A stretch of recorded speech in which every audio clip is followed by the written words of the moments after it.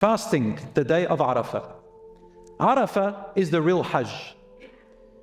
There is a place in Hajj, it's a big plain, a land, where the Prophet, peace be upon him, went and sat there from Dhuhr until Maghrib. And there he cried, he made dua, prayers, all the Muslims were crying, they sat down. It's where the Muslims and the Hajjs go, they sit down. And when you go there in Arafah, you'll see people crying, some of them wailing, some of them asking Allah, everyone making dua. And Allah subhanahu wa ta'ala in a Sahih Hadith, He says to His angels, look at these people, my servants, they have come, dust on their heads, tired and humbled and simple. Why are they coming here? For me. Oh my angels, Allah takes pride in that, in the way that befits Allah. Says, bear witness, I have forgiven all of them. And whatever they ask, I will give them. The people of Arafah. And the Prophet, peace be upon him, described it like the day of judgment. People crying and begging and asking Allah and saying, my Lord, forgive me, my Lord, my Lord, my Lord. It is one of the, I don't think there is a place in the world you will see more sincere and humbled amounts of people, I'm not saying every one of them, that nothing else is causing them to be like that except that they're in Hajj. Like you see people who are destitute, tragedies, and they'll call upon Allah, yes, they're very passionate and very strong. But people who have no reason except the fact that you're on Hajj and you are there believing that Allah is closer to you right now than any other time, and you're weeping like a baby, this is it. So Arafah is Hajj. We here in not doing Hajj, what do? We share with the people of Arafah on the ninth day. And it's a sunnah, not must, it's just a recommended act if you want to do it, that if you're going to slaughter a Qurban or a Qurbani, an Udhiyah, just don't clip your nails and don't cut your hair. I'm going to get to that in a minute. Another thing we do is these 10 days of Dhul Hijjah. 9th is the day of Arafah. That's when the Hajj people will be in Arafah. The Sunnah act for us to do, recommended, is to fast on that same day while the Hajj people are in Arafah. That's how we connect with them. That fasting on the day of Arafah, which is coming up on the 9th day, the Prophet, peace be upon him, said in a hadith which is in Muslim and others, he said, I hope that fasting this day will cause the expiation of your sins 1 year past and 1 year forward, all the minor sins that are left over. So it's a great day. It's a day that Allah loves. Of course, I want to make a note here. Brothers and sisters, fasting the day of Arafah is not obligatory. It's recommended. So don't look at anyone else who's not fasting that day as if they're doing a crime. Don't say anything. Don't put them down. Don't look at them funny. Don't say, oh, you're not fasting. Don't do that. It's forbidden to do that. Put your brother down on something that is just a sunnah. What you can do is advise them brotherly. Say, subhanAllah, I just want to remind everyone that inshaAllah Arafah is coming and fasting it will expiate sins like this. So remind them. But don't come up to every person, fast bro. Why aren't you fasting? Oh, you're not fasting. It's like as if, it's almost, the shaitan can get to you and make you feel like you're above them. And that's when arrogance comes on. Some scholars even said, recommended acts, it's good every once in a while not to do them, so that you don't do it as if it's an obligation. All right, so don't make a big deal out of it. But if you do, may Allah reward you. The 10th day is what? Eid. Eid al-Adha, we call it. The second big Eid. Does anyone know how long Eid al-Adha goes for? 1 day? 2 days? 4 days? When does it start and when does it end? When does it start? Does it start at Fajr? At Dhuhr? The night before on Maghrib? When? Fajr? Not Maghrib the night before? No, the Hajj is, they start at Dhuhr. The Hajj, they start at Dhuhr. When do we start? As brother said, the majority scholars say you start at Fajr. But you can also start Maghrib the night before. When does it end? ثالث أيام التشريق. So on the fourth day at Asr. Fourth day at Asr. This is agreed upon. So it's a long Eid. Let's talk about that a minute. What is the main thing that Muslims around the world do on Eid? Al-Adha. Different to Eid al-Fitr. Slaughter the Udhiyah, called Qurban or Qurbani. Udhiyah. Udhiyah, Dhahiyah in Lebanese, Dhahi. So Udhiyah, Qurban, Qurbani. Making an Udhiyah or Qurbani is a recommended act for the person who is able to do it.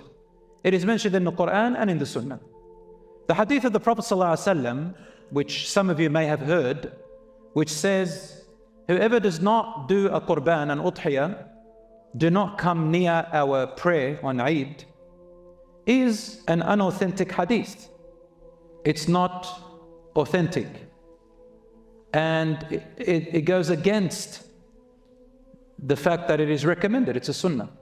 So if it was a sunnah, it's not a sin not to do Qurban, even if you are rich with money. Some people use another hadith. They say, whoever can afford it but doesn't do it, don't pray the Eid. It's not accepted. This is wrong. Again, this is false. So please don't use this. It is a recommended act, and the majority of the madhabs, the schools of thought, the Hanbali, Shafi'i, Maliki, they say that it is sunnah, and some say it's wajib, obligatory, but the majority is sunnah. And normal, come to the Eid prayer, don't miss out. Don't let the shaitan play with you and make you miss out on the Eid salah with the Muslims. Now, let's talk about the Qurban. How do you do a Qurban? Who does it? What are its conditions? The conditions of a Qurbani. Number one, three things you have to remember.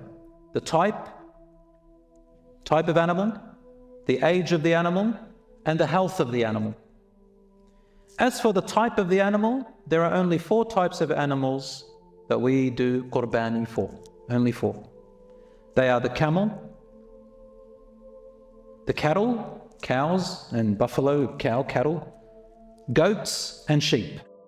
You can't do a chicken or a kangaroo, God forbid a koala, the endangered species, don't touch a koala, or a possum or anything like that, or a rabbit, just these 4. Bahimatul an'am in the Quran they're called. These are the 4 animals. The age. The camel has to be minimum 5 years old. The cattle, buffalo or cow, has to be 2 years old minimum. The goat has to be 1 year old minimum, and the sheep 6 months old minimum. As for the health, there are 4 health conditions. 4 only. Number 1, it must not be one-eyed or blind. Number 2, not limping disability. So it limps because of a disability, including bone breakages. Oh, actually, not limping because of a disability. Number 3 is no major injuries, including bone breakages. And number 4, it must not be skinny. And the better the animal is, and the healthier and the more beautiful it is, the better the reward is for the Qurban. Who do you give it to? Well, it's recommended for you to eat from it. You and your family, give some to your neighbors and relatives, even the ones who are not poor. And the rest of it, give it to the poor and the needy around the world. You don't have to eat from it, it's a recommendation, but you give it to the poor and the needy, inshallah, the rest of it. You can send it through a charity organization, you can send the money to someone and do it for you. All good. Another question. The other day someone said to me, do I have to do the Qurban before Eid prayer? The answer is no. The Qurbani is done after Eid prayer. You're mixing it between Eid al-Fitr, where you have to pay zakat. This is after Eid prayer. So if you send the money and someone slaughters it next day or the 3rd day, that's okay. What else? You have to be a Muslim. You have to be aware enough. Some people thought you have to reach puberty. It's not true. In Arabic we say mumayyaz, which means you can even be a child. In the olden days, mumayyaz, a child that can differentiate, was aware enough, was about 7 or 8 years old. In nowadays, maybe 11, 12. We're going backwards. So if you've got money and you want to do udhiyah, go for it. But doing one Qurbani on behalf of your household is enough. The head of the family does it and it's done. The Prophet, peace be upon him, used to do a Qurban every single year, 3 of them. 1 on behalf of himself, one on behalf of his family, household, and one on behalf of the rest of the Ummah. So the Prophet ﷺ has already done a Qurban on behalf of each one of you. And the animal can be slaughtered by a man or a woman. And it can be slaughtered by a Muslim or a Christian or a Jew. And it'll still be an Udhiyah. I'm not saying the Christian and Jew slaughters and Allah accepts it from them as an Udhiyah. I meant you can hire a Christian or a Jew to slaughter the Udhiyah for you. And it'll be an Udhiyah. So you go to the butcher, they send money to the abattoir, and some Christian does it, that's fine. Of course, it has to be a Christian, or a Jew, or a Muslim. As for Eid al-Adha, Takbir, and I'll finish it with this now. The famous thing in Eid al-Adha is we make Takbir. Allahu Akbar, La ilaha illallah, Allahu Akbar, wa lillahi alhamd. There are different versions. And you begin, guess when? When do you begin Takbir? Fajr prayer, any other answers? When do you begin your Takbir on Eid al-Adha? 4 Eids, any other answers? Maghrib, any other answers? On the way, any other answers? Isha, other answers? Or I'll tell you, all 10 days of Dhul Hijjah, right up to the 13th day. So right now, we should be saying Takbir, but I'll tell you the difference. There is Takbir general, and Takbir that is in a particular time. So the general Takbir right now, in these 10 days, is everywhere else. In your car, when you go to the shops. Well, you don't scare people, Takbir in the shops, man. Or you're walking the street or at home, taking the kids to school, bringing them back if you're a parent, whatever. You and your mates, Allahu Akbar, Allahu Akbar. But when it comes to Eid, you start at Fajr after each Salah. So that's the difference. After your Salah, the proper way is to say Astaghfirullah, Astaghfirullah, Astaghfirullah. You make your zikr, Allahumma anta salam, kasalam, those ones, and then Allahu Akbar, La ilaha illallah, Allahu Akbar, Lillahi alhamd. You say it a few times with the congregation or by yourself, and then you go into your Subhanallah, Alhamdulillah, and the rest. You do that, obviously, for 4 days. And so, brothers and sisters, final thing I want to say is Eid al-Adha is a time of remembering that we slaughter our past bad habits and we begin new good habits. Eid al-Adha is about humbling ourselves and thinking of the poor and the needy, thinking about those who are less privileged than us. The world is full of about 700 million people below the poverty line, which live on less than $1.50 a day, Australian. There are people who haven't eaten meat all year, and they wait for this Eid al-Adha. Of course, slaughtering the meat in Islam must be done in a humane, most kindest way. Sharpen the knife very well. Don't slaughter an animal in front of another animal.